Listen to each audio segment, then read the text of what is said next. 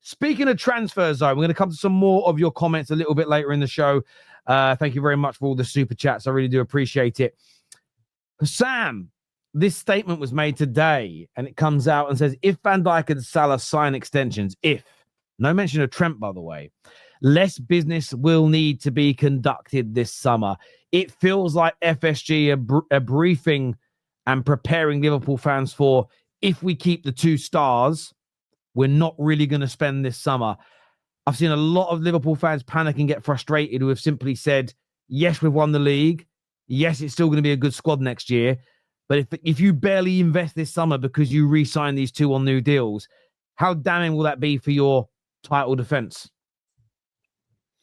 Oh, that will be very title defense. That will be very damning for a title defense, because the summer is a very important one. We learned, I hope we have learned from our previous summer where we signed Harvey Elliott, Van den Berg, and Adrian that it doesn't work.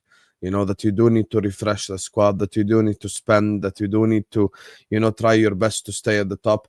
Bad news, Pierce is back at it again. I love the fact that he's only a silver medal now.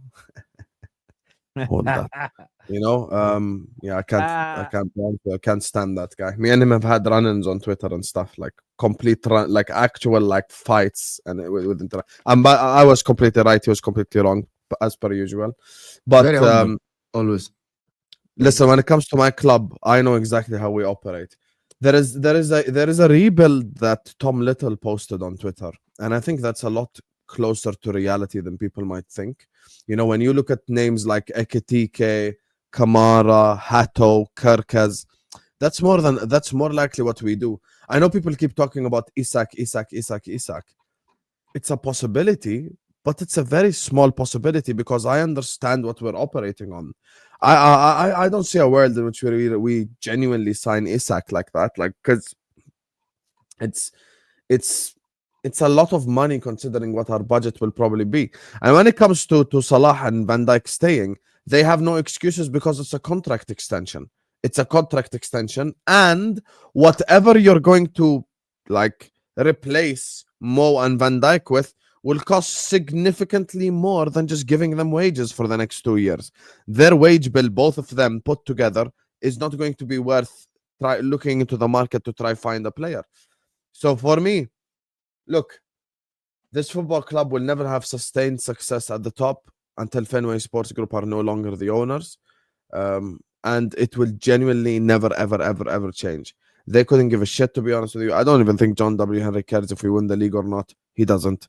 I know for a fact that he doesn't. He just cares if we finish in the top 4, Champions League money, Champions League money, Champions League money. That's all that they care about.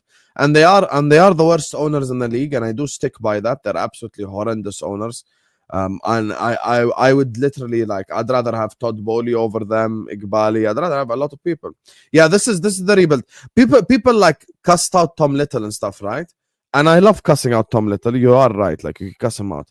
But you look at the names that he has on this list. This is a way more realistic. No, not this one. The one with Isak. There's the one he posted with Ekitike. But regardless, I'll find it. Yeah. There's one he posted a week ago with Ekitike in it. Yeah, I'm that's a lot more realistic than people think. Kamara, Ekitike, Kerkez, Hato, players like that, Stiller. I just think that's around what we will buy. And to be honest with you, listen, I don't have a problem with it as long as we get to all the positions that we need to get. Because we need DM, left back, center back, forward line player.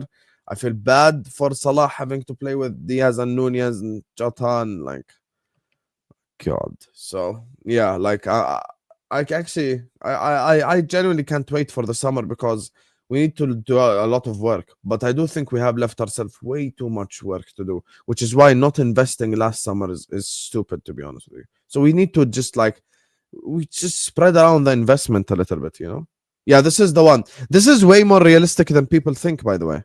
Way more realistic than people think.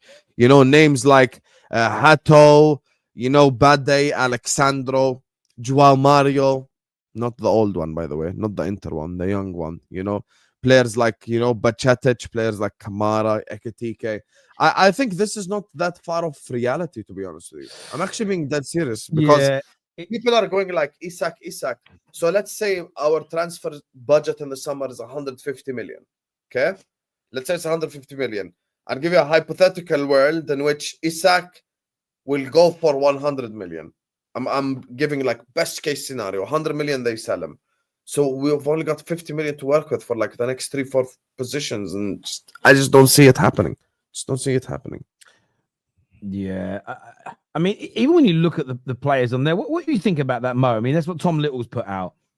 That means Ekitike, that's a signing. When he has, is that meant to be Diaz behind Gakpo, or is that Diaz? Yes. Okay. No, So Diao. oh, that is a different player. Okay, cool. I don't know. So there's Diao there. Dibbling as an example.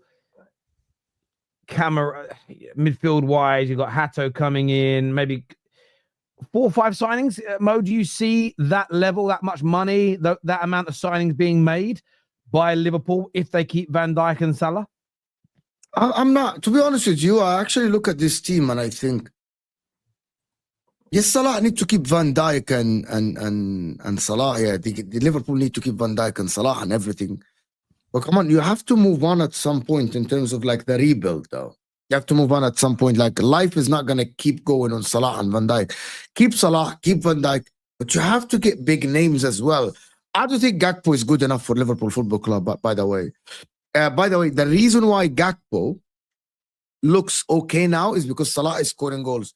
I think Madueke has more GA than him, and he played way less games than Gakpo as well. I don't think that's true. Be careful. In the Premier League, yes, I think so. Or I think someone else also has someone that I'm not sure who, but we did it yesterday. Gakpo is good, but he's not Liverpool level to the point that they can build on a left winger. Gakpo has been at the club for 2.5 years. He's just a squad player. He shouldn't be a starter for Liverpool. Szoboszlai is good, but McAllister, Gravenberch, if you go with the same midfield again, people are going to know how to play against that one, which is we have seen this season from PSG, from Newcastle as well. They need new names there. They need new names. Right. And I think that if that means, I don't know, selling someone, one of the people that they have, like generating money, I think they need to do that as well. I don't know who they need. If they need to sell Szoboszlai, they sell Szoboszlai. But I don't think this is it. Ekitike up top. We already know who we're selling. Nunes. Okay, based on Tom, you're literally selling only Darwin Nunes. Okay, can you bring that picture again, Terry? Nunes and Diaz. Yeah, how much do you think you're gonna generate? Nunes and Diaz. Yeah, Nunes Diaz. Yeah, how much do you think you're gonna generate? Can you speculate? 60 million max, 70. Factually, Saudi wanted Nunez for like 70 million. And you think they're gonna want him after what you said about him on your video? For 70 million. Stop it. They want. Hussam making a video does not reduce. Not only Hussam. It is not only Hussam. It's not only Hussam. Can you imagine if it did? Can you imagine if they bowl up, the Saudis turn up, they walk into the office and go, look, we were going to offer you 60 million, but we saw the world famous Don Hussam. We saw his video. We're only offering 35 now. Can you imagine they say that? That's just, and if they really saw my video, they should offer 5 million then. But I wish I could increase. You take it. It's not only you. It's all the Liverpool PR. His reputation was shit in January, and they offered 70. Stop it. You're doing a straw man that does not work. Hold on, Sam. I know you don't want to bet, right? You don't want to bet, but what? I guarantee you, minimum we get 60. We don't get less than that. 60 million pounds for Darwin. Minimum. I don't want to do bets, but no, we will get minimum 60 million. We will, because from it's Saudi not what me and you think of him. It's his rep in Europe. Like it's his reputation. The fact he's Uruguay's number 9. He plays for Liverpool Football Club. Blah blah blah. Like that's how you get money for players a lot of the time based off of a reputation. And I do think Diaz goes to Barcelona. Jota might stay, might leave. I don't know, to be honest with you, but. Yeah, that's basically the money generated right there. It's 70 and a 60, it's a 60 and a 50, something like this, 110 million generated. But we do need our own money as well to spend. So, yeah. Liverpool are in a great place actually to dominate in the next 2-3 years. if they just keep these players and spend the 300 million that Arsenal said they're gonna spend. Wallahi, Liverpool. FSG are worse than the Zhang family, Mo. Don't even start it. Please. Do you know what I when I hear You can it, right? dominate the league, bro. Do you know what I always go? Do you know what I always go? go back to? It reminds me of in my banking days because I used to. I remember where I was when I made this content. I remember I spent some time with some Liverpool content creators, and they were talking me through the new. Remember the new Nike deal that you guys did, where you were getting like a percentage for every piece of Liverpool merchandise that had Nike on it, and you were getting like a percentage, and it was going to change the financial landscape of football forever. Didn't work. But I remember like everyone bigging it up and how much money they were going to spend. And I remember at the same time, it was the January that we signed Bruno Fernandes. So obviously you guys were going on to win the league, and there was talk about what you were going to do that summer. And I just remember it felt like nearly every single transfer window since then. You've had, obviously you went and signed Darwin Núñez as an example, but it's always been this kicking of the can down the street. We'll get Bellingham next year. We don't need a midfielder now. Bellingham is coming. We don't need X, Y, and Z today. We're going to buy this player next time. The only thing I would say about this, and I remember doing this bit of content outside the office I used to work in. I remember some Liverpool fan walked past and he was, I remember just going, yeah, we're getting so-and-so, are we? I was like, I'm only reading what the papers say. Don't like, and I got suckered in by it. And it was always Liverpool, you're going to have a really big summer. January is going to be massive for you. And I feel like what Pierce is doing here, and we know he fell out with Liverpool or Klopp, right? And for me, I feel like he's trying to weasel his way back in. And I just think he's the kind of person that will say to FSG, I will spin and sell anything you want for the access, for that exclusive slot interview, for that exclusive interview with Salah. If he signs his new deal, I will push whatever you want. And I feel as though they're gearing you up for a very inactive summer if they stay. If those players leave, you can't be inactive because there's going to be these massive holes. But even then, this is where Liverpool got to be mindful. You've got holes to fill if they stay. If they leave, you can't just be satisfied with, well, we bought a right winger and we bought a centre back. Well, that has to happen. You've either got to renew 2 contracts or buy players, but you need at least 2 new attackers. As an example, you need a new left back. And I know Conor Bradley looks very, very good. But there is still he can't be starter. He can't be. It's still a risk giving a young player that similar to Gakpo. It's okay. Similar to Gakpo, him. Similar. Yeah. So look, I understand the panic I'm seeing online today from Liverpool fans, the worry, and I think it's the amount of times that you've been spun a yarn, had your leg pulled, and not seen your club fully deliver on the, who is it? I know now. I know. Do you know who they were in the January? Do you know who the players were in that January? I remember who those players were. I'm trying to relive when I used to talking on my phone, walking along. And I know they've turned out to be crap, but that's irrelevant to the point of spending money. It was in that January where you were linked to, and it was almost a guarantee because of the German connection that you were getting Werner and Kai Havertz. And Timo Werner, yeah. And let's not pretend that Liverpool, everybody wanted those 2 players 5 years ago. 5-6 years ago, everybody wanted those players. Let's not lie about it now. And although there'll be Liverpool fans saying, well, I'm glad we didn't. We did the right thing by not buying them. Yes, I understand in terms of the individuals, but you don't ever know in life. Kai Havertz under Klopp could have been a successful signing. I'm just putting that out there. Life can work that way at times. However, it's the kicking the can down the street. It's always the next window. And I feel like FSG is setting you up for that, which I would be concerned about, is all I'm saying. I would be a little bit concerned about that personally. Guys, Terry can see it as a Man United fan. If you're a Liverpool fan in the chat and you still can't see it, then you just can't be helped, to be honest with you. So, yeah. But it is true. Like, it's always been this next summer approach. Oh, next window is going to be massive. I promise you, if you search war chest summer for the last 5 years, you will find an article talking about a war chest summer every single year. So, yeah, it's never going to change. Liverpool, and I remember, again, it was probably 3 summers ago now. It might have been 4.